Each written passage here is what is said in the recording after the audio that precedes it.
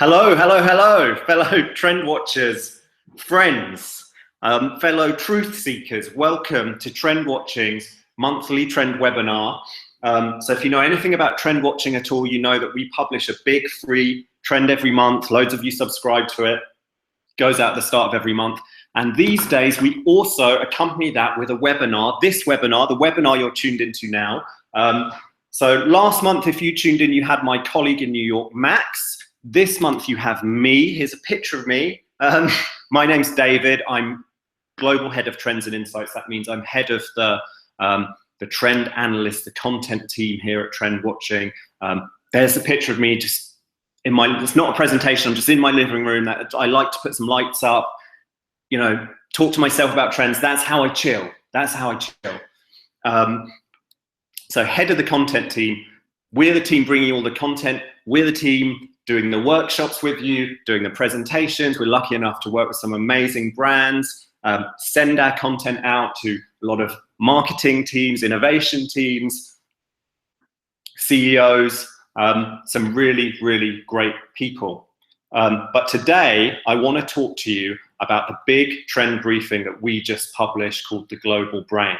And I want to start, if we just dive straight in, I want to start with a single, very simple thought, okay? And that thought is this, that these days, today, trends cross borders more rapidly than ever. Okay, now that is not a contentious thought. I think we can all agree. And there are really big, really obvious reasons why today trends cross borders, you know, national borders, regional, geographical borders, faster than ever before. Primarily, of course, because ideas cross borders faster and more easily than ever before. People cross borders indeed.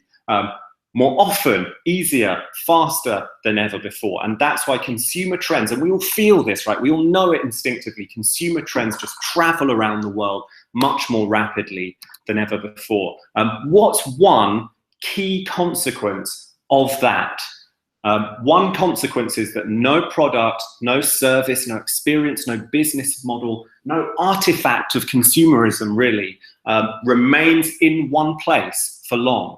Okay, no new product, no new app, no service, no amazing new business model, no brilliant experience that a brand is offering remains in one place for long. Okay, it spreads. It often spreads like wildfire very quickly. Okay, just a really, really quick example of that. If we rewind quite a long way back now, rewind a couple of years back, 2-3 years back. Remember the selfie stick. Remember when you had no idea, most of you, what a selfie stick is, okay? You had no idea, you'd never seen it, you'd never really heard of it. Selfie stick, then maybe you did hear it was just something that you heard young Asian people were using and it was kind of weird, okay? Very, very quickly, your mum and dad were using it to send you those annoying holiday snaps they take, you know, when they go off every summer and they send you the stuff that they're doing on Facebook, whatever it is, right? It had spread that quickly, become kind of mainstream that quickly, and then very, very quickly, it got all the way to the White House, okay? That happened in the space of months, is certainly my memory.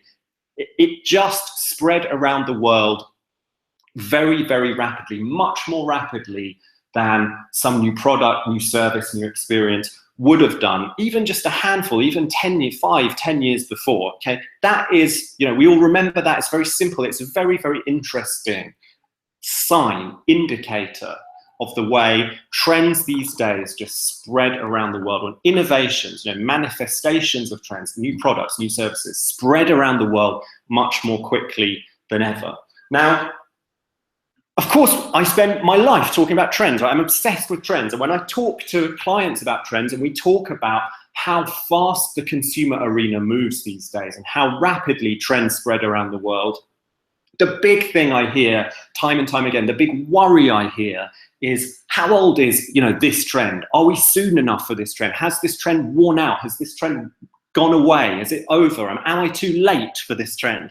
Okay, that's the big worry that I so often hear from clients. And the answer to that, and it's understandable because we're in this very fast-moving environment, but the answer to that is that it's not so much about time, okay? Yes, you have to be very global in your outlook now. You have to scan the globe for new trends, new innovations, inspiration, because trends are moving very rapidly around the world, okay? But it's not about applying those trends, is not just and not primarily about being first to the trend. Okay, it's more than just a race. What it's really about is adapting the trend best. Okay, and that's a big difference. It's not about being first to the trend, it's about adapting the trend best. In other words, how can you adapt the trend around some context that is meaningful to your customer, that allows you to roll out an innovation that serves that customer in a meaningful way. It's about adaptation, okay? It's not about being first. Now, there's 1,000,001 kind of contexts around which you can adapt a trend. Okay, think about industry context. You know, you can take a trend that you've spotted happening in one industry and adapt it for your own industry. Think about demographic or, you know, customer context. You can spot a trend that's primarily happening among one group of people, a certain group of people, and adapt it for another group of people. But a really powerful axis of adaptation that I want to talk to you about in this webinar, that the Global Brain briefing is all about, is local adaptation. Okay, local adaptation is an immensely powerful way to adapt a trend around context and roll out a successful new product, service, campaign, business model of your own. Okay, and it's particularly relevant in an environment where trends spread more rapidly than ever, because if a trend's arisen in one market, it's coming to your market. There's almost certainly no doubt about the fact that that trend will arise in your market. It will spread to your market. People are going to be seeing that trend. It will arrive. Okay, so then the question for you is, how can I adapt that trend around the context in my market? How can I make that trend meaningful for my customers? How can I use that trend to serve issues, challenges, mindsets, attitudes, whatever it is that my customers have here inside my market? Okay, that's what we're going to talk about in this briefing. And the way we're going to talk about that, the way we're going to look at it, is just to look at 5 trends, 5 big trends that have traveled around the world, being adapted for local context by innovators as they traveled. Okay, so we're going to get a lesson in that way in local adaptation by looking at these 5 trends. And then, of course, once you've seen that, once you've seen these 5 trends travel around the world, be adapted for local context. I hope, number 1, of course, you're armed with 5 really useful trends, right, which is always nice. But number 2, I hope the crucial thing is you are then a master of local adaptation yourself, right? You are primed to take any trend and think through the lens of adaptation for local context, okay? Because this is a really powerful just way to ideate. It's a really powerful way of looking at ideation, looking at innovation, a really powerful just set of principles to bring to any trend that you yourself spot, or you read about from us, read about from someone else, or you spot yourself. Okay, it's a really useful mindset to have. So let's move on to the first trend. The first trend is called sympathetic pricing. If you're a real super fan, you'll remember it from a couple of years back.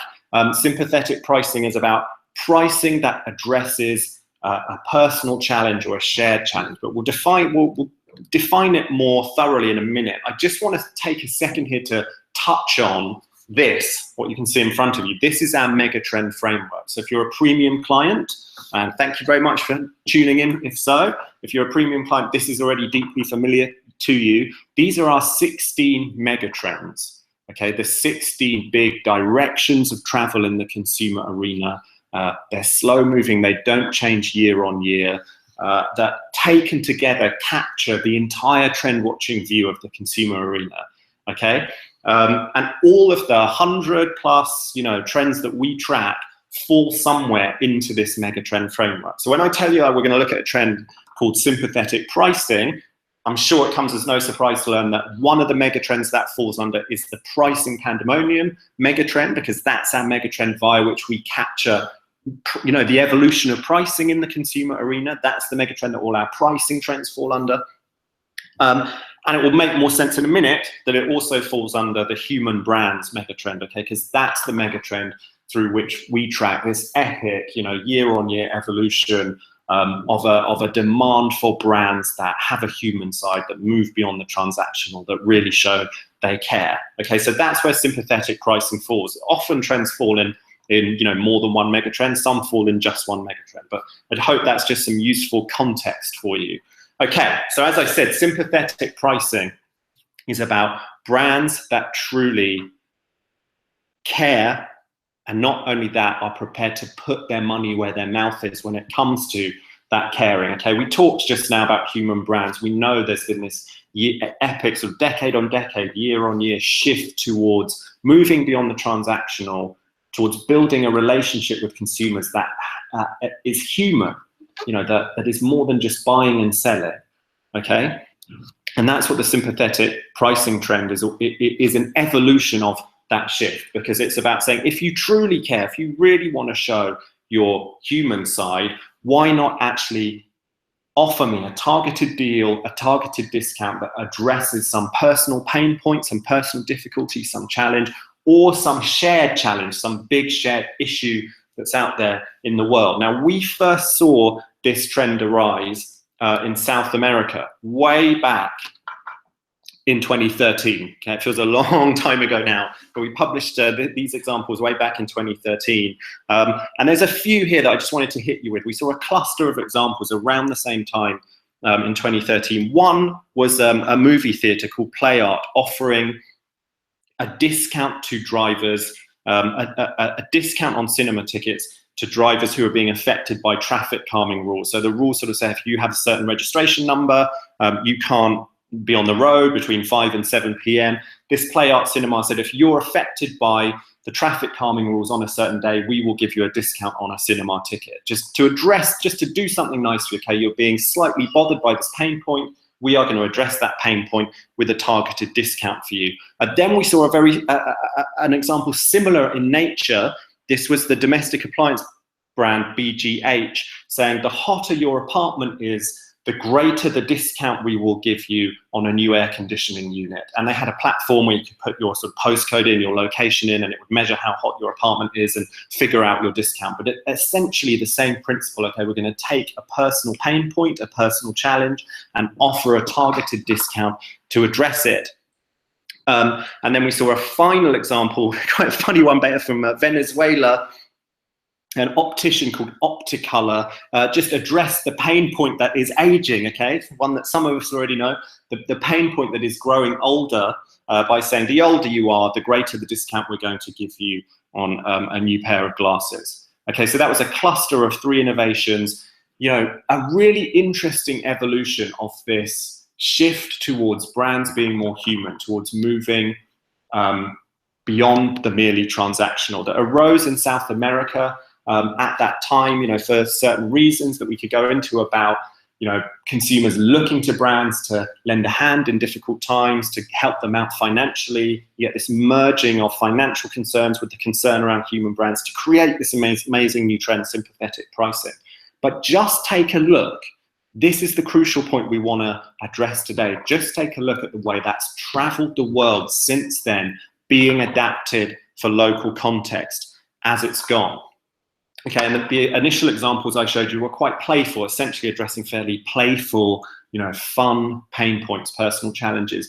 What about adapting it around a local context that is anything but playful, right? Which is extremely serious. The hummus bar in Israel did just that. So in October 2015, so much more recently, we saw them saying, if you come to our restaurant and you're a mixed party of Arab and Jewish Israelis, okay, we will give you a 50% discount. What we want to do is address the Palestinian-Israel conflict. We want to address the contention, the division that is causing by encouraging people to dine together, right, to transcend that conflict, to dine together, and we're going to give a 50% discount to parties who are doing that. So taking this idea of targeted discounts around either a personal pain point, or in this case, obviously a shared, very large sort of global significance pain point, and targeting it, addressing it with a targeted discount.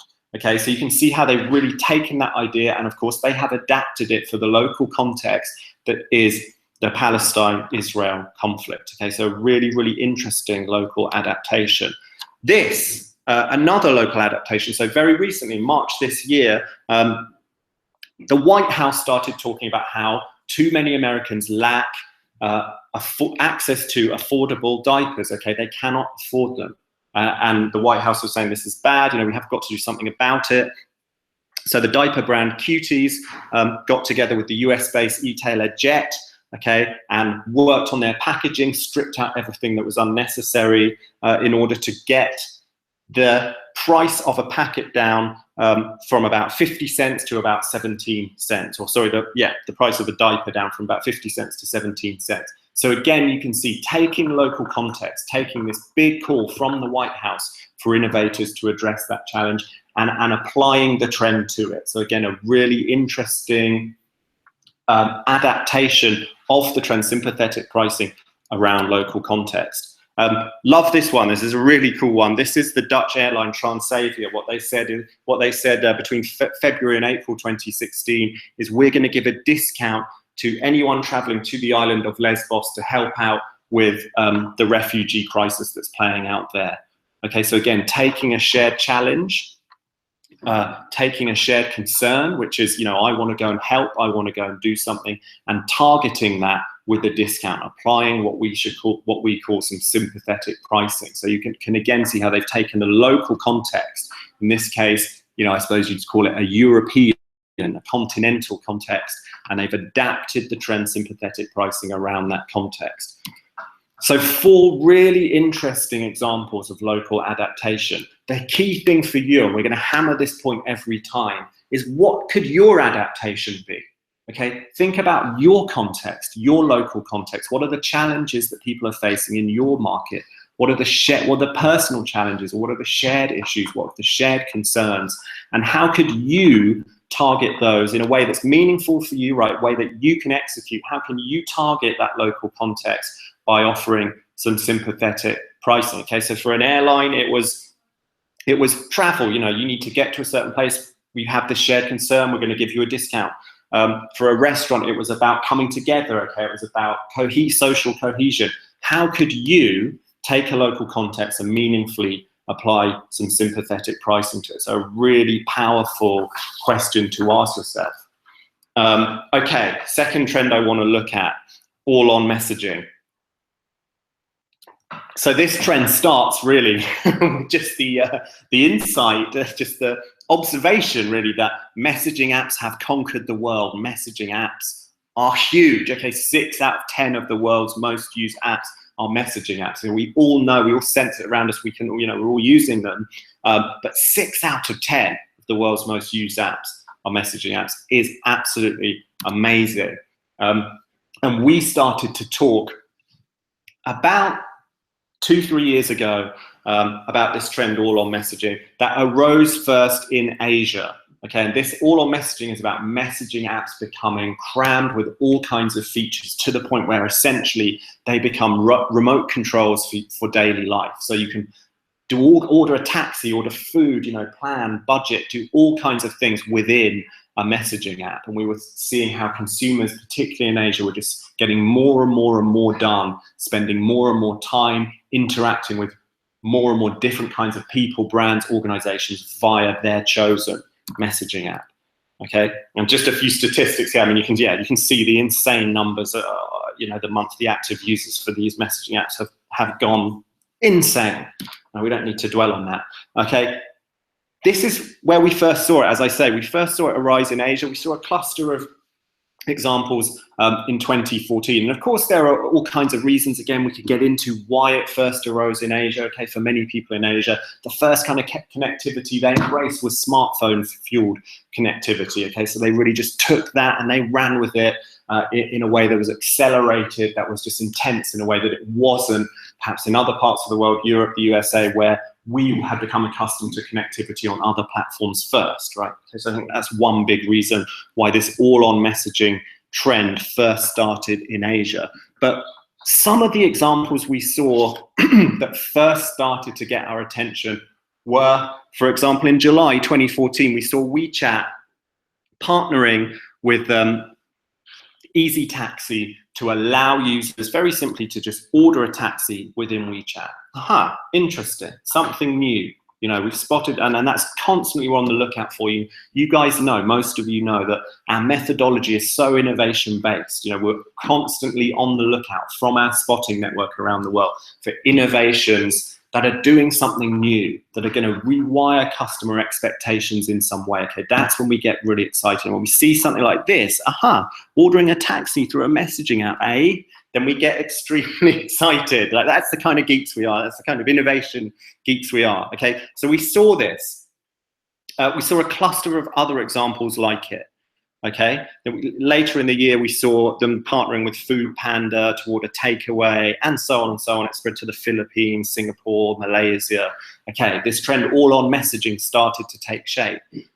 Again, just look at the way that trend has spread around the world, being adapted for local context as it travels. So this is the Line messaging app, partnering with Burberry in 2015, so that Line users could get a front row seat to the Burberry fashion show that was happening in the UK.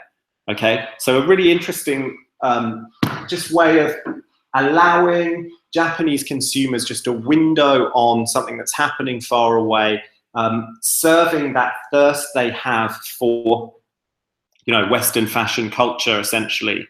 So taking that fundamental idea of the messaging app as a remote control for life, as a one destination for everything, and seeing it through the lens of local context. This is very interesting. This is Pocket Tour from Ukraine. It's the world's first messaging app travel agency, essentially. So this is from Europe. Okay, they had, you know, it wasn't necessarily about formal partnership. This was about saying, we see this trend coming. You know, we're not necessarily in a position. We're a small travel agency. We're not necessarily in a position to partner with anyone officially. We're just going to build a travel agency within the messaging app Viber. Okay, and it is, as far as we know, the world's first messaging app travel agency. So again, adapting around local context insofar as we're not in a position to partner anyone. We're just a small European player on our own. We're just going to apply this trend ourselves. This one I love. This is Chat Class in Nigeria. Okay, this is essentially about allowing students in Nigeria, young people in Nigeria, to watch and engage with teachers inside WhatsApp. So it's just classes, maths classes, physics classes, language classes inside WhatsApp, where the teacher's there talking, sharing imagery, sharing diagrams, as you can see. Adaptation around local context, because, you know, lots of young people in Nigeria don't necessarily have access to the amount of education they would like. They're not necessarily able to travel as much as they would like. Okay, there is a big culture of private tuition that this innovation is kind of riding on. But then there start to be some concerns about letting strangers into the home of young people. Okay, there were some issues around that. There was a kidnap. There was a very highly publicized kidnap. So think of that soup of local context that you have there. Okay, you have young people not necessarily having the access to education they want, not as able to travel as they want, a culture of private tuition, but a concern around letting people into the home. And you just take all of that local context and adapt the trend all on messaging to it. And of course, the adaptation is, you know, education within inside the messaging app, classes within inside the messaging app. You can see how that's a really powerful adaptation of the trend around the local context in Nigeria. Where is the all-on messaging trend heading? I mean, I couldn't talk to you about this trend without just having a very quick peek at the evolution, because of course, we're all talking now for the last few months about chatbots. Like, chatbots are the new apps. There's been some problems on that front, as we've all seen, okay? So Tay came along very quickly. She was saying some fairly unfortunate things, okay? But of course, as you guys, again, if you're a super fan, as you know, it's not about the success or failure of the innovations we look at. It's about the expectations they create, okay? Chatbots, the ability to talk to brands through a chatbot, okay? The Facebook versions of it, the Tay version of it, might not have been a roaring success so far, but everyone's seen it, and they are rewiring what consumers expect around, you know, digital interface with a brand, talking to a brand online, and so on. So this is the Facebook, you know, adaptation of the all-on messaging trend by building the Facebook Messenger platform that allows brands to build a chatbot within Facebook Messenger, and you can talk. And CNN have done it, and I think Walmart have done it. You can talk to the brand through Facebook Messenger, talk to this chatbot through Facebook Messenger. Again, just tapping into the trend for allowing the consumer to get everything done, to kind of run their life, to engage with the brand, right? Think back to that Easy Taxi example, in one digital place, okay? Not a messaging app in this case, but a chatbot, because that's the local context now. That's where the trend is heading. It's heading towards chatbots rather than using apps, okay? So you can see though how it is still an adaptation of the all-on messaging trend around local context. So some really powerful examples there of local adaptation. Again, the question for you is, how could you take local context and adapt the all-on messaging trend for your market? Okay, just think back to chat class. Okay, what are some of the concerns, some of the local concerns, the locally specific concerns that your customers face, the challenges that they face, the things they're trying to get done, the content they're trying to access, whatever it is, how could you take that local context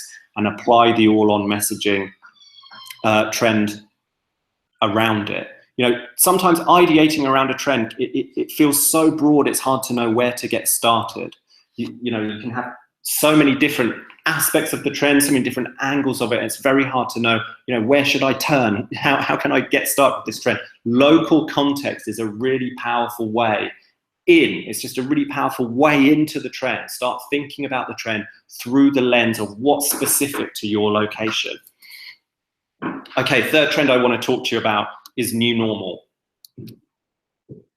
New normal is one of the trends we talk about when we talk about the big shift, and many of you are going to have heard this before, the big shift towards a post-demographic consumerism. Okay, we've been talking for a while now about the way that the old demographic model of consumerism is just breaking down. Okay, that's the model that said we as consumer-facing professionals can know more about our consumer, can predict our consumers' behavior and mindset and so on by looking at them through a demographic lens, by saying how old are they, what's their location, what's their gender, what's their income bracket, what's their relationship status. Build up that demographic picture, and we're going to know a lot about who our consumer is, what they want, what they will want in future, how they'll think. And for decades, that was the model. That model is now breaking down for all kinds of reasons. Okay, the shared global access to the same culture, the same information, the diversification of status, okay, the proliferation of choice, just the erosion of old social norms that kept certain people behaving in certain ways. Okay, for all those reasons, it is becoming increasingly difficult to predict a person's behavior, their mindset, and so on, simply based on how old they are, where they're from, their income bracket, their relationship status, their sexuality. Okay, that model is breaking down. Very, very interesting shift. Okay, and new normal is one of the trends we often talk to clients about when we say, well, what can you do about this? In this world where we're in a post-demographic environment, okay, where consumers are embracing all kinds of new, unpredictable, diverse lifestyles. Well, new normal is just about saying, in that kind of environment, embrace that, embrace and celebrate and serve that diversity, serve the new lifestyles that consumers are constructing for themselves. Right? It's exciting, it's amazing. Instead of having lifestyles foisted on us by demographic circumstance, okay, we're able to construct the lifestyles we want now. Of course, that's a gross simplification. That's not entirely true, and it's not really entirely true for anyone, and it's not that true for certain people, but that is the direction of travel. Okay, now we first started to spot this trend in the US, and of course there have been examples of it like way back in history, like IKEA in 1994 ran a campaign featuring a gay couple way back in the 90s, right? Pretty revolutionary. But we started to see a cluster of examples of the new normal trend arising in the USA in around 2012, and this one was one that particularly stands out in my memory. So going way back, but this is JCPenney So just running a campaign featuring a gay couple playing with their children, okay? It was eye-catching, okay, celebrating diversity, and we saw a cluster of examples around that. But again, just look at how this trend for the new normal has spread around the world, being adapted for local context as it went. Okay, so we saw this in 2015, really interesting example. Same-sex marriage is still illegal in Taiwan, but a 2015 poll by the Ministry of Justice showed that 71% of people, this poll said, would actually prefer for that not to be the case, actually approves of same-sex marriage. So this was a campaign by McDonald's just riding on that atmosphere that change should come, that change was in the air, because this was a really nice campaign just showing a gay son coming out to his father, and his father initially disapproving, but then returning to the restaurant to kind of show that he actually did approve, he could come to terms with this news, okay? So taking in some local context, okay, debate around gay marriage, and adapting the trend new normal for that local context. Yeah, just a really simple, really powerful adaptation around an issue that was in the air at that moment in Taiwan. New normal is a really powerful trend for showing adaptation around local context, and how the same trend, when adapted around local context, can give you very different results, right? Because in Taiwan, we have this campaign about a gay son coming out to his father, gay marriage being in the air. In India, this was a new normal campaign. Okay, this was a campaign by Ariel, the washing powder people, was brave enough to say, why is it that we still think, okay, that washing is a job for women only? Okay, so the new normal looks very different depending on where you are in the world. That is clear, because what new normal is all about is challenging social norms, challenging social traditions, celebrating people that are breaking out of those, that are building new lives for themselves. And of course, those social norms, those traditions are different depending on where you are in the world. Okay, but again, you can see how this is the same fundamental idea, okay, celebrating diversity, challenging tradition, building up a new normal, adapted for local context in India, right? A local context where still predominantly washing and household chores are seen as a woman's job. Very different over here in the UK. This is Zara. What they did very recently in March 2016 is launch a fashion line they call Ungendered. So this is 16 items of clothing that are genderless, okay, are not intended for men, not intended for women. And you can see, of course, how that is all riding on the current conversation, or the current fading away of this very binary view of gender we have, that certain things are for men, certain things are for women, men are certain ways, women are certain ways. That increasingly, across in the UK, across Europe, across the US, is a big live conversation now. That binary view is fading away, and we can see Zara here taking the new normal trend and applying it to that local context in a really powerful, really interesting way. Because of course, this is industry specific too, because the fashion industry, of course, has always been, about certain clothes for men, certain clothes for women, has kind of fueled that that binary view of gender. And this is Zara saying we're kind of breaking out of that. And last, this is PayPal. So they took a very specific local context with this innovation, really interesting. So North Carolina passed a law saying that transgender people must use the bathroom that corresponds with the gender on their birth certificate. So essentially, we, North Carolina, are saying we really don't recognize, the chosen gender of transgender people. And what PayPal did is they said, okay, given that new law, we were just about to open an office in North Carolina, and now we're not, because we simply don't want to be a part of a culture. We don't want to fuel the culture, we don't want to inhabit the culture that is sending that message and treating transgender people that way. Okay, so again, a really interesting adaptation of the new normal trend, celebrating diversity, celebrating the lifestyles that people are building for themselves around local context. In this case, a very specific, it's not even a national local context, right? It's a smaller local context than that. again, this slide, I'm going to hammer you with it after every trend. What is your light bulb moment? What's your adaptation? How could you take the new normal trend, which is such a powerful one, such an exciting one, and adapt it around local context in your market? Okay, what are the issues going on? What are the live issues going on? Think back to Taiwan and gay marriage. Okay, what are the live issues going on in your location right now? What are the changes that are afoot? How are social traditions, social conventions changing? How are they being challenged? How can you support people in meaningful ways who are doing that challenging in your market, where you are, right? In your town, in your city, in your country, in your continent, whatever your chosen locality is going to be? How can you adapt this trend for local context? Okay, trend number 4, 2 more to go. So this is a trend called multitask madness. This is a trend about objects that do more than one thing. And it's no surprise, really, that we first spotted this trend in emerging markets, okay? Necessity is the mother of invention. You can go way back to when we were all talking about UGARD innovation. And, you know, when there's nothing else there, when there's no help, when you really need something to get done, that's a great time for innovation, right? That's a great time for invention. Necessity is the mother of it.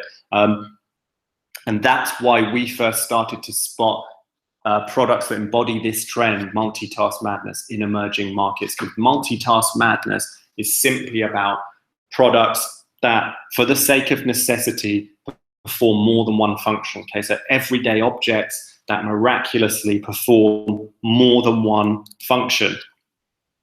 One of the original examples that first drew us to this trend. Okay, this is the SP Brewery, a beer brand in Papua New Guinea. Papua New Guinea has one of the highest rates of malaria in the world. Okay, 280,000 cases in 2013, according to the World Health Organization. And what this brewery did is take that local context. Okay, this happened in July 2014. Take that local context and innovate around it. Apply the trend multitask madness or around it, because this box of beer is a mosquito repellent. Okay, this box of beer repels mosquitoes. The cardboard it's made with repel mosquitoes. So what they're doing is they're taking the local context that is a very high rate of malaria. They're also riding on the local tradition of all sitting outside, you know, maybe around a fire, sharing a beer. Okay, and they're innovating around that to create a card, to create a useful object. It carries your beer. Once it's done that, it does something else very clever. It repels mosquitoes, so it lowers your risk of malaria. Okay, but again, just look at how this trend, multitask madness, spread around the world, being adapted for local context as it went. Because this is a really cool example that we published last year. First of all, this is the Asiri group of hospitals in Sri Lanka. What they did is they created a bus ticket that's infused with soap that you can use to wash your hands. So essentially, this bus ticket turns into a little flannelly, soapy type thing that you can use to wash your hands, and just attacking the local context in Sri Lanka that is easy communication of infectious disease like diarrhea spread by germs, okay, because not everyone has instant access to hand washing facilities as much as they would like. So just attacking that local context, adapting the trend, multitask madness, around that local context to roll out a really cool innovation. This is where this trend gets even more interesting, okay, because what does multitask madness look like? What does the trend for multitasking objects look like once it leaves emerging markets and gets to much more affluent markets? Well, there, you know, what we found is that you're not talking about necessity, you're not talking about things like illness and survival and all of that. You're talking about what you're so often talking about in affluent markets, and that's status. Okay, we saw this trend spread to the affluent world and become much, much more about status rather than survival, rather than necessity. So this is an example we saw in September 2015. It's a 15-feature travel jacket from Bao Bao. It was a Kickstarter project. It raised $9 million on Kickstarter, so it sets target at $20,000. It raised $9 million, and you can see all the many things it does, okay? Now, no one, I'm gonna put this out there, no one needs a jacket that does that much stuff, okay? this jacket is not about jackets. This jacket is about status. This jacket is about the story it allows you to tell your friends, okay? Not only do you have the jacket, it does this, it does that, but you also contributed, you participated, you're one of the sort of co-creators or at least co-funders of this amazing new innovation, okay? That's what multitask madness looks like when it reaches the affluent world. It looks like multitasking objects that serve the need that is status rather than the need that is like survival and health and that sort of thing. And just pushing on from that, another jacket, just a coincidence. Yes, this is a jacket, as you can read on your screen, that turns into a screen, okay?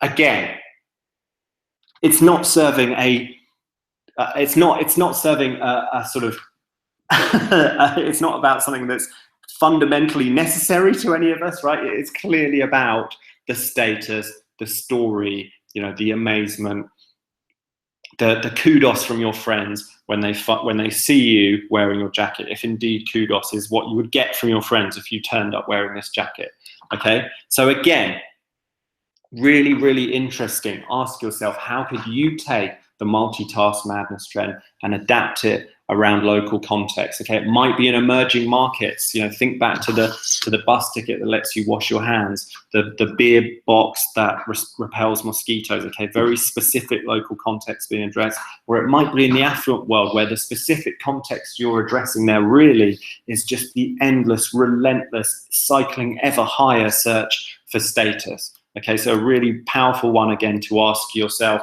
where's my light bulb moment? Where's my adaptation? Okay, the final trend, we're wrapping up now. This is a trend called open arms. We published this trend to clients back in November 2015 in our trend report, first of all. And open arms, very simply, is about saying that consumers are increasingly looking to brands to help them welcome newcomers to their location. Okay, and there are, of course, some very big shifts, some epic shifts in the world that are fueling this trend. Borders are now more porous than ever. We saw in 2015 the epic movement of peoples from the Middle East across Europe into Germany, into the United Kingdom. You know, Germany alone took 1 million refugees from the Middle East in 2015. That's a staggering number. Meanwhile, in the US, you know, you have big debates about immigration from Mexico, illegal immigrants, all of that. Borders are more porous than ever. People are more empowered to move than ever. Sadly, the world is still riven with conflict that's forcing people out of their homes into all kinds of new places. It's a massive concern, and 2015 really hit that home. Of course, there are some people that don't like that. Okay, applying this trend is necessarily, as with new normal in some cases, going to be contentious for some people. Okay, there are some people who think we should simply turn our backs on people coming from other places to the place we happen to be in. Okay, but what we're seeing is that increasingly many consumers are looking for ways to embrace these newcomers, looking for ways to welcome them, looking for ways to help them integrate, and these consumers are looking to brands to help them do that. Okay, so really interesting trend. Now, we first spotted this, it's really got on our radar early in 2015 when the Middle Eastern refugee crisis and the migrants pouring out of the Middle East really, you know, the numbers there really start to tick up, and we start to see some really interesting innovations coming out of Europe around welcoming them. So this was Refugees Welcome, the Airbnb for refugees, just a really simple idea in Germany, an online platform that refugees from the Middle East could use upon arrival to try and find somewhere to stay, okay, to match refugees with people willing to share their homes with that refugee for a day, a week, whatever it was, to give them somewhere to stay. Now, again, look at how that trend has traveled around the world, being adapted for local context. Okay, so this is a great example from Brazil. Brazil has Palestinian refugees increasingly now. It's got rising numbers of Syrian refugees because of the conflict going on in Syria. What they did is they adapted this trend in a very Brazilian way, right? Dare I say, they had a party, right? They had a party for these refugees. They welcomed these refugees. All the food was cooked by refugees too. Okay, so just taking the trend for empowering customers to welcome newcomers, empowering the newcomers themselves to integrate, right, to have something to do, to play a meaningful role, just taking that trend and adapting it around their own local context of Palestinian refugees and Syrian refugees in rising numbers arriving. And of course it rolls on, okay? This is the UK cosmetics brand, Lush. They created this Hand of Friendship soap, 100% of which goes into a fund for refugees arriving into North America.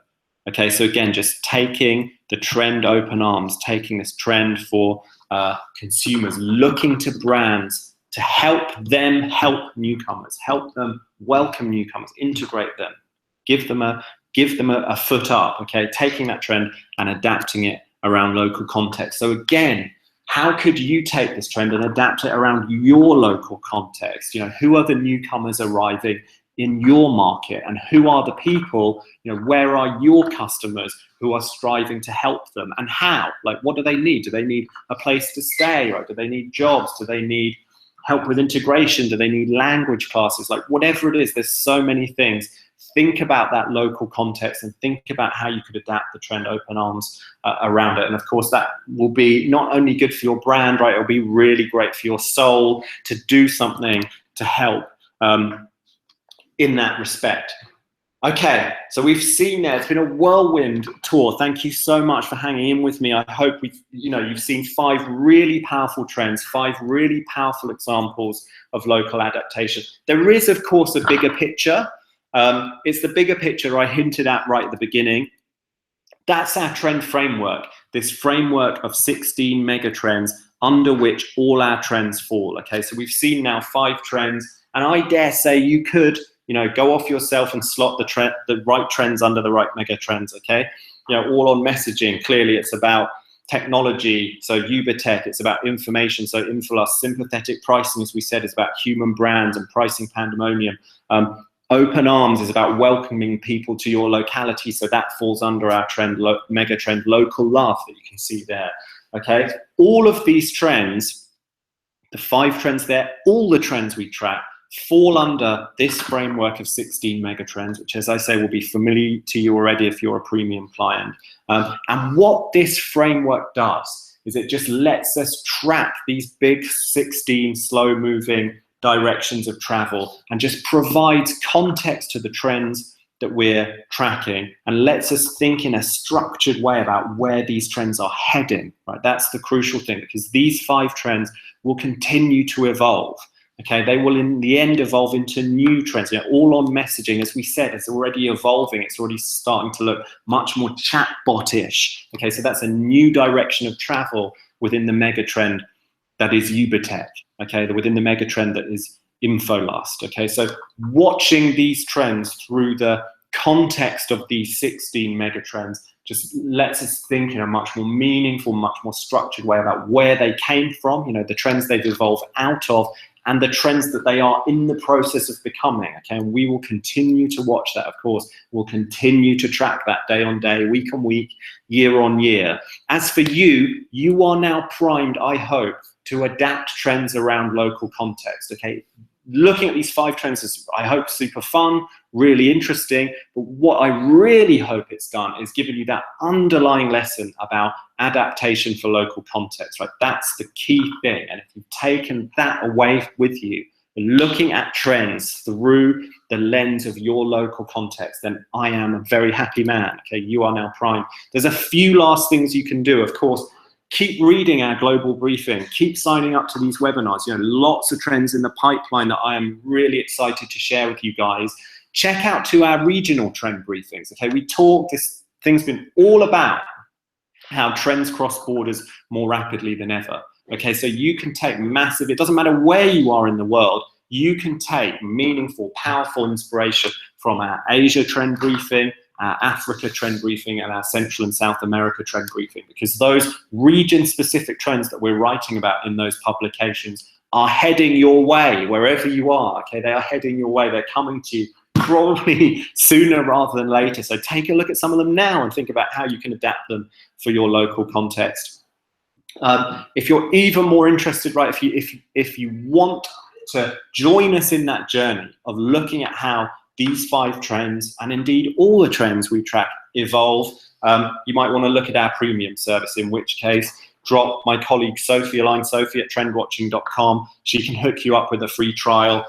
You could join 1,200 amazing clients from, as you can see, eBay, Estee Lauder, Unilever, Google, Facebook, Telefonica, too many marketing agencies to mention, Ogilvy, you name it, all right? You'll be in very, very good company. And indeed, you can join us at this year's series of trend events, okay? 5 cities. If you came in 2015, you know what you're getting in for. But we're going to be looking at the big trends for 2017, okay, what they mean for you, how you can apply them. We'll be joined by some super exciting panelists to talk about how they are applying these trends in the field, right, how they are innovating around these trends themselves. And you'll hear from me and the rest of the team at these events, right? So check that out, trendwatching.com/live if you are keen.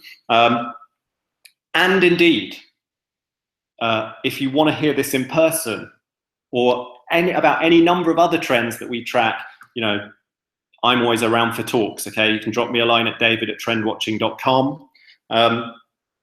You can see some of my talks online. I dare say you get the picture having listened to all of this, okay? But david@trendwatching.com. Or if in fact you have any other questions about the global brain, adaptation for local context, what you think of the trends and innovations I've just shown you, I would love to hear all of that too. So please don't hesitate to drop me a line. So it only remains for me to say good luck in your quest to take a trend, which I really hope you're going to do, take a trend and adapt it for local context, right? It might be one of the 5 we looked at today. More likely, I guess, it's one that's already on your radar, one you're already thinking about. But if you have a trend in your back pocket, it's been burning a hole in your back pocket, you and your marketing team, whoever it is, right? Take that trend now, tomorrow. It doesn't have to be now, it can be tomorrow. Okay, take that trend and adapt it around local context, a really powerful way of innovating. So it only remains for me to say good luck, get going, email me and let me know the results. And until next time, until next month, I will sign off. Thank you so much for listening.